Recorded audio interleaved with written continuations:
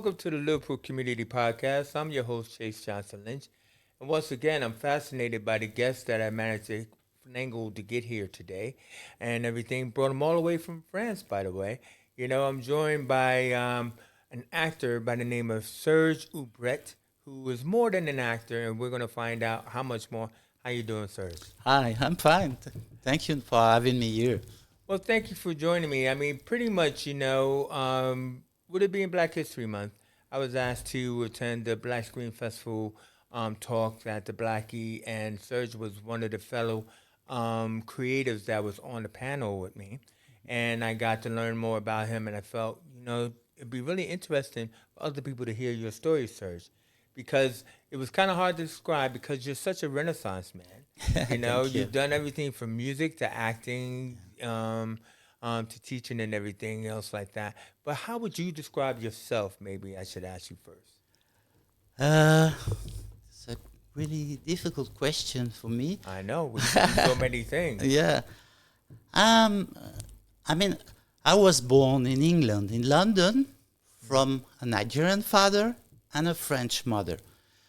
We left when I was a kid, and I was raised my whole life in France, in Paris. I went to school, and I'm so happy to know that I'm the product of two worlds. Ooh, I love that. Product of two words. Yeah, You no, see? definitely. Yeah. I mean, my ancestors are from Nigeria, Africa. My father was an Uroboman, and my mother is from the center of France. They call La Bourgogne, And the fact that those two met, for me it's incredible. And I was so lucky to have two loving parents, because I had to face the world. And the world today is really, I would say, segregationist. You see what I mean? Yeah, I mean, you can't really say it's like black and white. You can't say it's more shades of gray, but especially being here in Liverpool, and I'm in the Township area of Liverpool, it's a lot of mixed race cultures, Yeah. and a lot of these cultures are blending together nowadays, aren't they? Hopefully. Yeah, well, no, they are blending and everything, but you yourself, as a child from two worlds and everything, as you were growing up, you obviously had a love of the arts. When did that first hit you, the love of the arts? It hit me when my father used to make us listen to juju music, Nigerian music, Really? American music, and all those black guys for me were idols, because even though if I could feel from the outside some reject, as soon as I was home, the black culture hit me. It's like these vocal harmony groups of the 50s, you mean? Yeah, Like Four Tops. Or, Yeah, you and know. my father was a big fan of Muhammad Ali, Oh, of this the Black Panthers. You see what I mean? All those black people getting involved, and they knew how to sing, they knew how to dance. So whatever I could hear from the white audience didn't affect me, because I knew that that's what I want to be. But that audience loved them as well. Of course, I mean, so yeah. it was kind of, as long as they were on stage, Yeah, it was fine. But then, like, as far as you, because you shared a story, like, as far as your love of acting per se, you said basically you had a neighbor who was an actor yeah, yeah. and everything, and like you did what most people probably don't do. It's like you just say, "Hey, how do I get involved?" Yeah, because I was so fascinated by this man, because he was always rehearsing his roles. So I could hear him, and I went to him and I said, "What are you doing? Who are you?" And he was really nice. He could understand that I was young and I wanted to know. And he told me I'm an actor. And for me, it was a new world. Yeah. And hopefully, he took me on the set. He was uh, on the set of a movie. So I saw the whole thing going on. Inside the gate. Yeah. I So, mean, and that had to be fascinating because you obviously must have loved film, yeah, watching it on of like course. Also, yeah, and also, uh, I loved the screen. I yeah. wanted to see what was going on, You but I wanted to be didn't know. inside of it. Yeah, but I didn't know what was happening behind the scene. Yeah, And with my friend, I discovered that. And yeah. then I decided that's what I want to do. And also, I had this big, big feeling that I wanted to be free. There was no Ah, way that I could work for someone. Really young, I knew I want to do something that I'm happy to you do. were full of that creative energy, Yeah, and like, how do I do it? It's not like I'm going to become a lawyer yeah, or anything like that. my dad wanted us to be, my brother an engineer, me a doctor, like Yeah, every African that wants the best for his kids. yeah, yeah, But me, I knew that I needed to be free. I yeah. wanted to be my own dream. No, I totally get you, and I'm pretty sure people in the audience can understand that as well. It's like, like who am I and where am I? But then also too is it's like when you're acting, you're playing so many different roles. Yeah, It gives you a chance to be anything, yeah, isn't it? yeah, So, what led to your first film that I actually was privy to seeing, Open Mic, yeah. which was a very interesting film made in '83 and stuff like that. Can you tell us a little bit about what led to that film and what's it about? It was in that energy that I wanted to share with people like me. I mean, maybe mixed race or black or whatever. And one day I got a phone call from this Julius Amedelau, who was a young director, and he said, "Hello, Serge, I just wrote a script, and I would like you to play the main part." Wow. And I was so Your honored. first role, though. First role. And I said, "Of course." He said, "We don't have money." I said, "I don't care, no problem. Let's go." Yeah. And we shot that movie 2 days Yeah. in Paris with no authorization, nothing. But and also in that movie, I have a partner who's playing my girlfriend, and also she was a friend. I called her. I said, "Hey, I'm doing a short movie. Can you come?" And we all built that thing with only friends. Yeah. And we were Well, this was a big ensemble film. It yeah had like a big cast and everything like that. But you said it's made up of friends. made up for that. But the thing is that what we were talking about was really important. Yeah, so tell us about that. Because the fact was that the story is that there's a young boy who's murdered by police, and the main character that I'm playing is the brother of this young boy that was murdered. So this guy decided to attack a radio station and take the mic and provoke and tell the tell. whole world that there's been something wrong, that we should move. And it was really political Yeah. action. And for me, I was really pleased to play a part, but also what we were talking about, Strong message. strong message. What I really enjoyed about it, because you did a little Q&A and everything, what I really enjoyed about it was like the ensemble, it didn't matter about whether they were, quote unquote, real actors or not, because they really didn't have dialogue. They only had to react to what your character was saying. Yeah, But they were like a series of different groupings of people, whether they were on the street or in a bar or students or anything like that, as the message of blackness gets out there.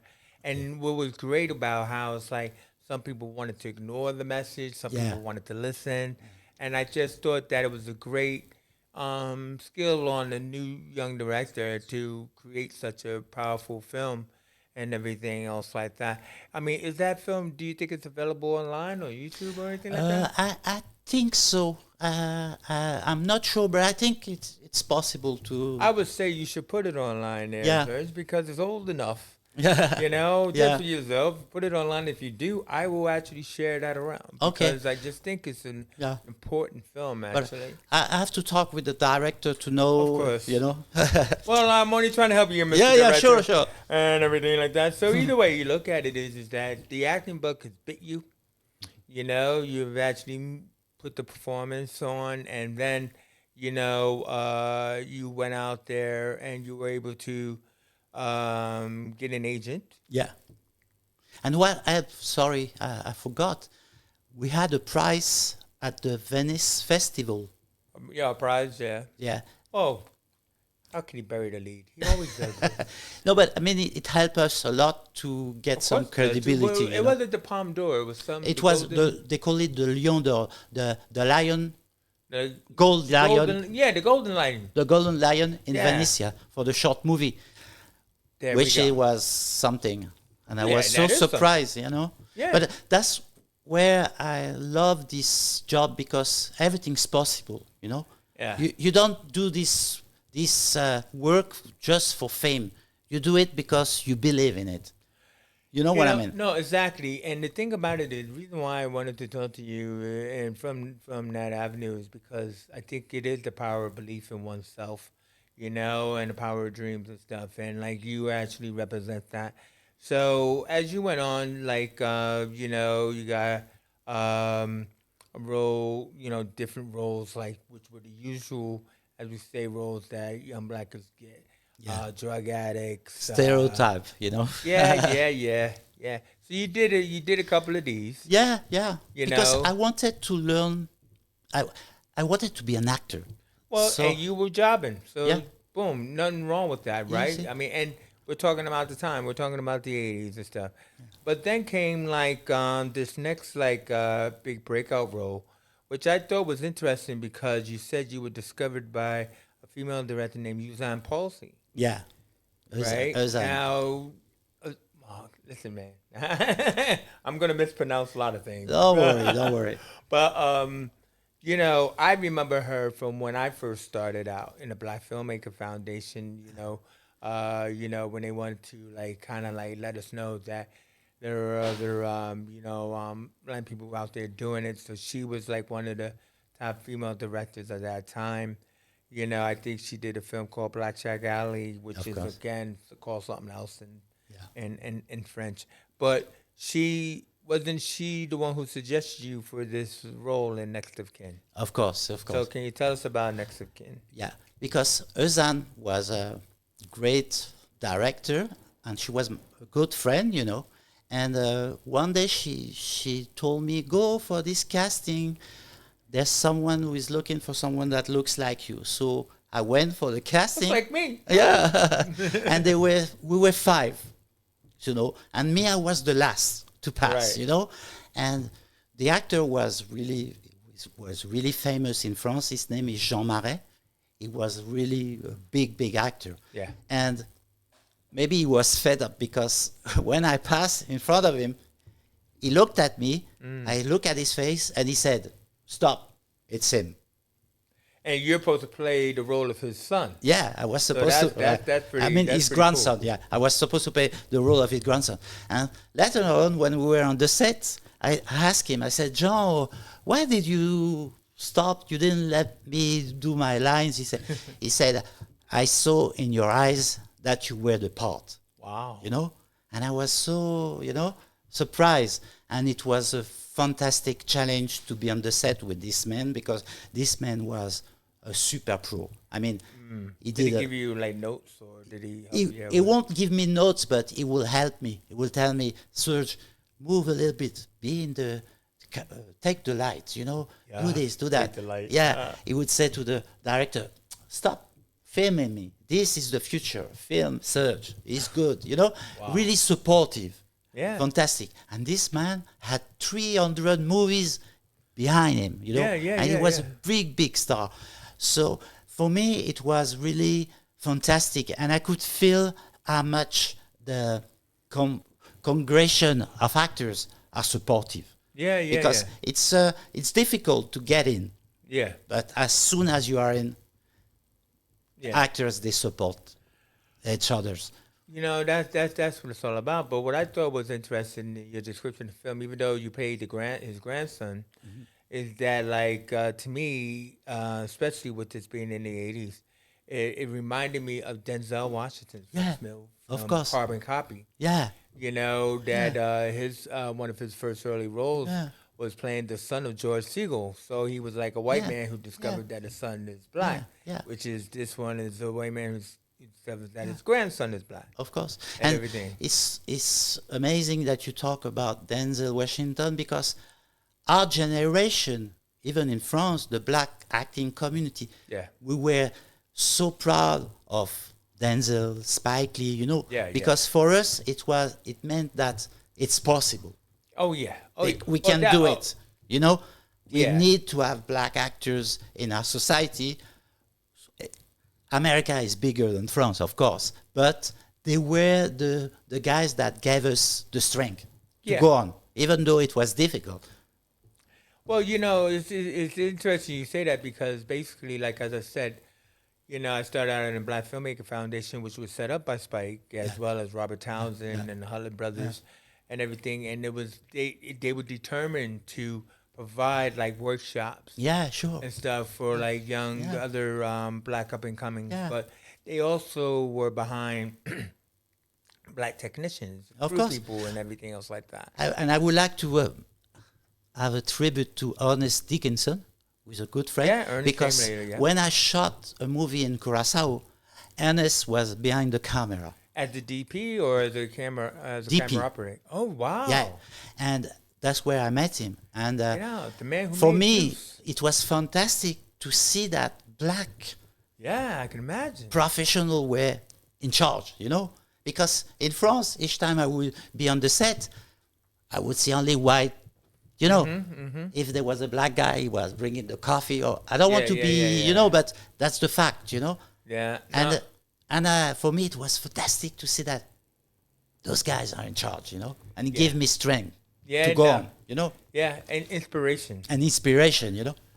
So I mean, basically, now as you were doing these roles, you decided that listen, let's collaborate Yeah. because a collaboration is where it is. Yeah, And you joined with some other fellow actors to set up a black theater company in yeah, France. in France, yeah, And everything else like that, where you were doing just that. yeah. You were acting, doing lines, doing all that kind of stuff. Yeah, and this was a fantastic experience because we could be with actors older than us, Mm-hmm. Even though they were not famous, they knew how to be on stage, Yeah, So but we would learn. they've all had their own experiences as Yeah, well that they can share with one another, right? there was a woman, an actress that was maybe 70 years old, and she danced with Josephine Baker. Yeah, can you imagine that? Yeah. She was on the set with big artists. Yeah. And for me, her name was Darling Legitimus, and she was like a granny, Yeah, yeah. and she will teach me a lot of things on set, and it was really like a family, Yeah, yeah. and we needed that to be strong, to face the system, you know what I mean? It's so important for people to work together and to share, isn't it? You I know- mean, as opposed to like feast for famine. Yeah. And trying to fight for like the roles here and there. I mean, that's what was great about Hollywood Shuffle, the movie that Robert Townsend made. Yeah. It's just like, you got to do that. But then, with that being said, I was asking you, did anybody, were you aware of anybody famous coming out of this theater company that you were part of for like 5 years? And unfortunately, I don't know the gentleman's name, but you mentioned about the gentleman who was in Black Panther. Yeah. The man in the green suit with the coin. Yeah, And his Isaac de left hand. Bancole.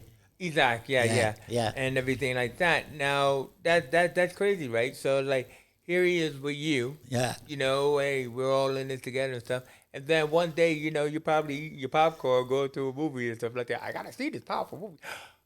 Wow. You know. I know this guy. Yeah. Oh, it's fantastic. How And was that for you though? Did you know beforehand or whatever? Or I knew that Isaac will do something, Yeah. because he had this strength and he's a fantastic actor, Yeah.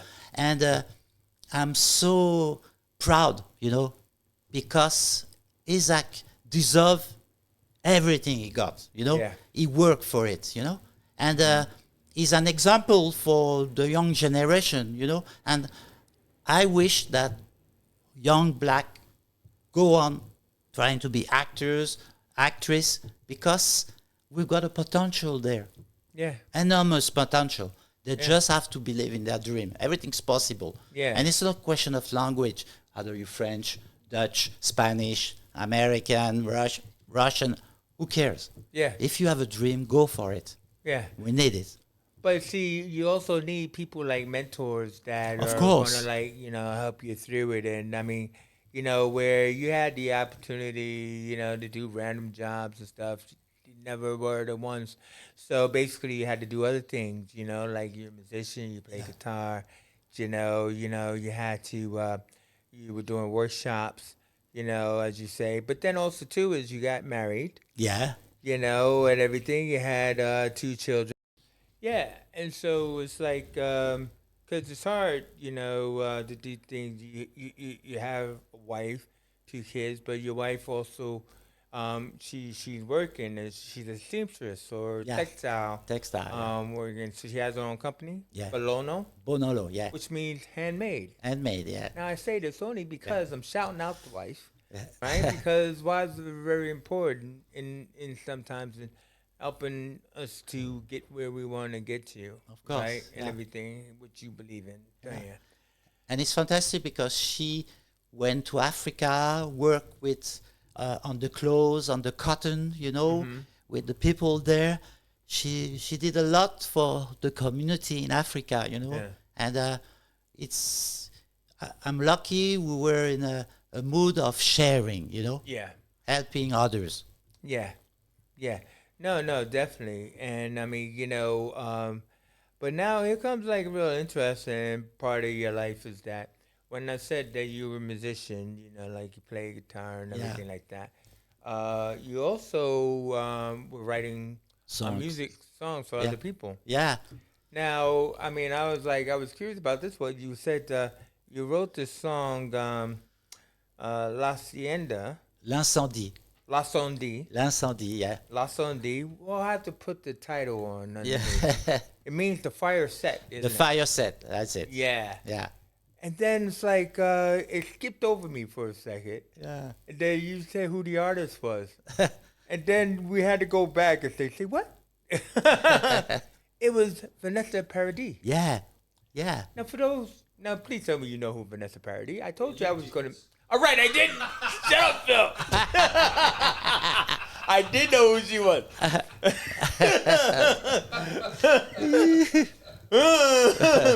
Sometimes behind the scenes doesn't work. But Vanessa Paradis, who used to be married to Johnny Depp, which course. I said at the top, we will mention Johnny Depp and everything. So how'd you get involved with writing a song for Vanessa? It's life, because I Or knew. did you write the song and she found the song, or what happened? We were together. We were in London on a Monday morning. I don't know, having breakfast, and I'm just having Vanessa. I was with my guitar. She was preparing breakfast, and I was with guitar, played something, and I said, "Look, I got this. And what do you think?" Yeah. And she started to jam on it, and we said, "Oh, yeah, it works, Few months later, she said, "Okay, I'm going back to." I was in LA with her and in Johnny's house in Los Angeles, As you do. And she said, "Oh, I'm going back to Paris to record my album," but she didn't tell me that she wanted to record what we song. did, my song, So I said, "Okay, I'm staying here with Johnny and the kids, okay." And she came back and she said, "Okay, listen to that." And I listened to the song and suddenly I said, "I know this song, but where is it know from?" this song. Because from a song that you wrote on the guitar, Yeah. and a song that was recorded with horns and everything, violence, it took me, let's say, 10 seconds to get it, It's mine. And that's when I said, "Wow, that's my song." And I jumped, and Johnny was looking at me smiling, yeah. And that's Then you like pulled out the contract, Yeah. PRS, and now forever I'm getting royalties. yeah. And it was so simple because this is all about family. Because Yeah. Vanessa, for me, and Johnny is family.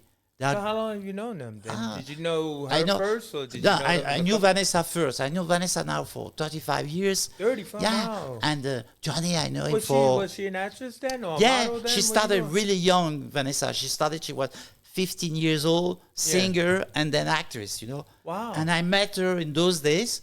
I was 28 and she was maybe 16, you know. Yeah. And we stayed really close friends, you know. Yeah. We appreciate each other's, you know. And then she went to America.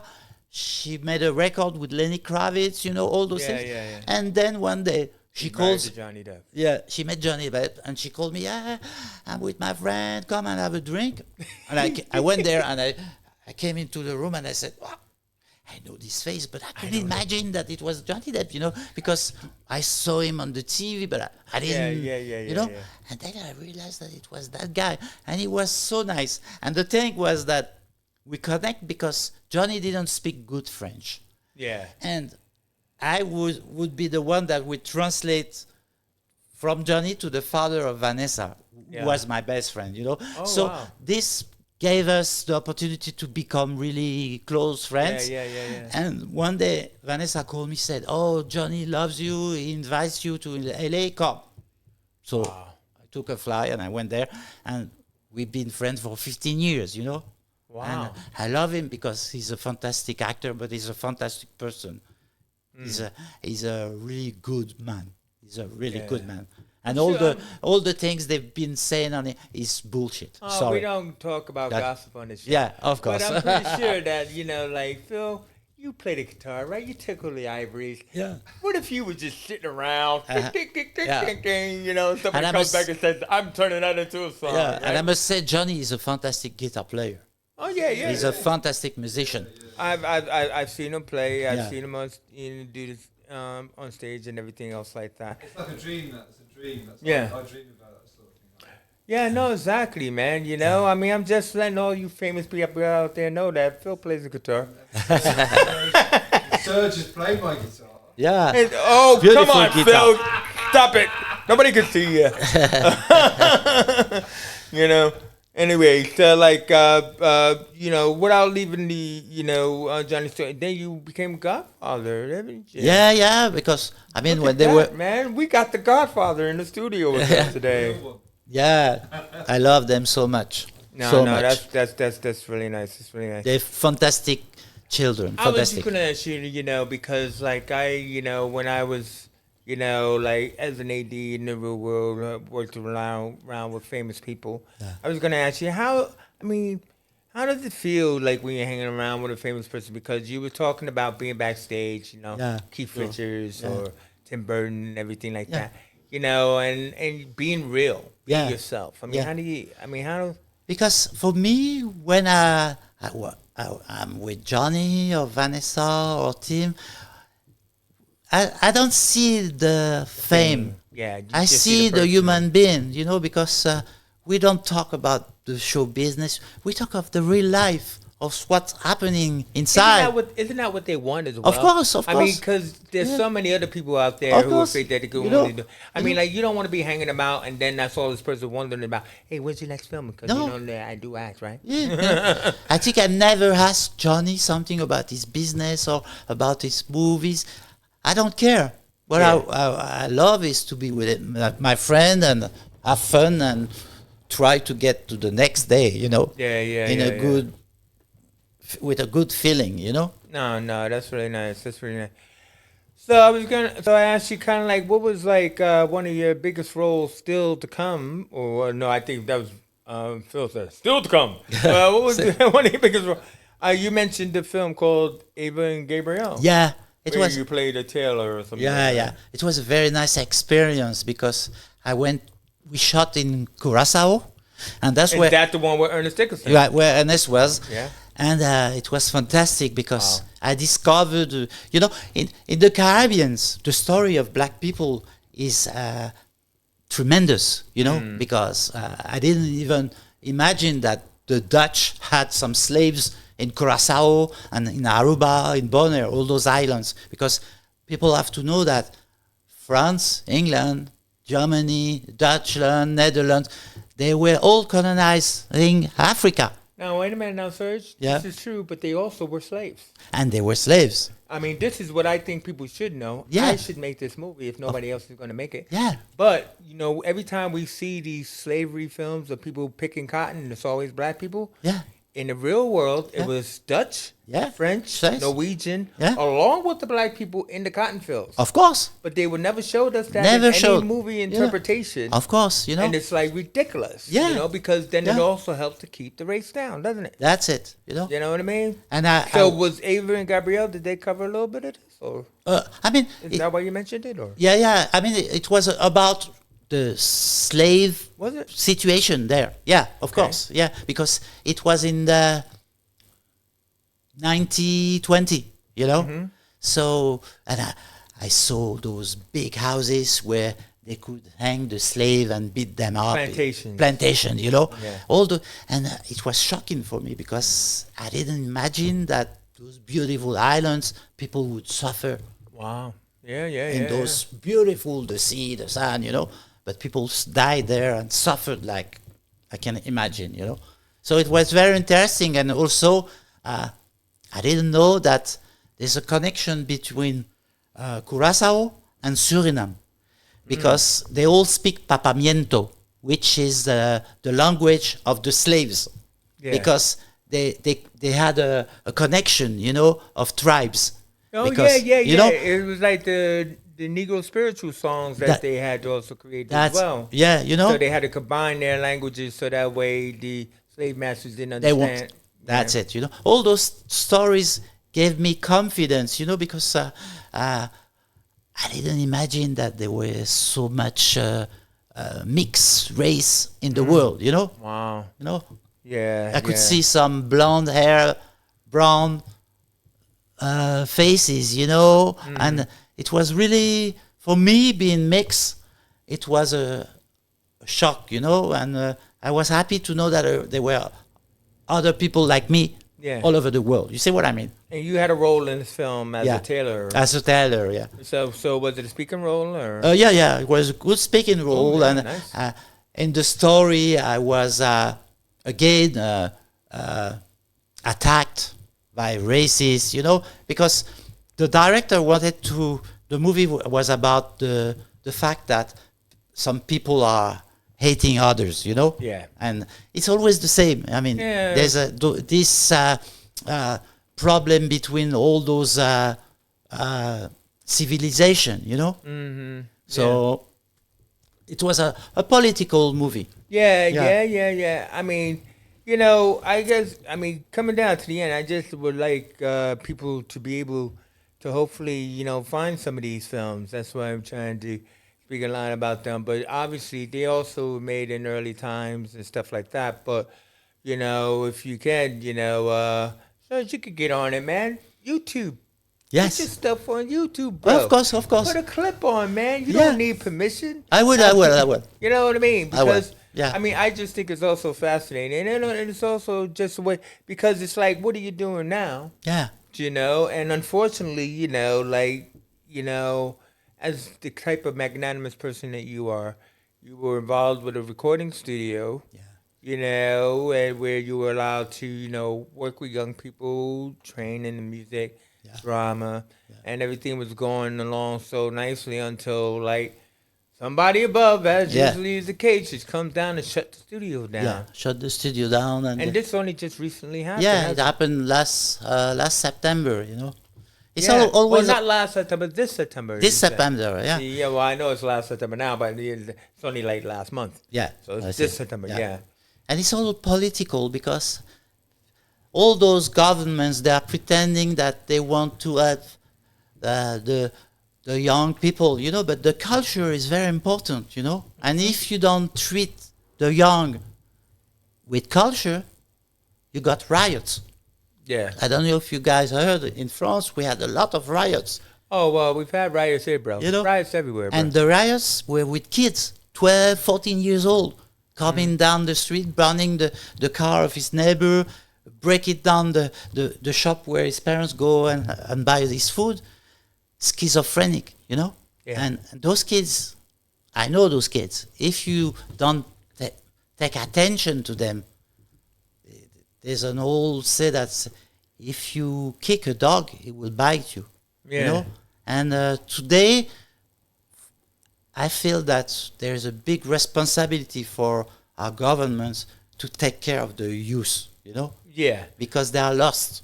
Yeah, no, there is, but there's also responsibility for us as adults, you know, if we can, to give back, because you know of course. that's also what it's about. That's what you're about. Yeah. You know, I just want to thank you for joining me here in the studio. It was my pleasure. And I just also want to just say is like you never know who you're going to meet.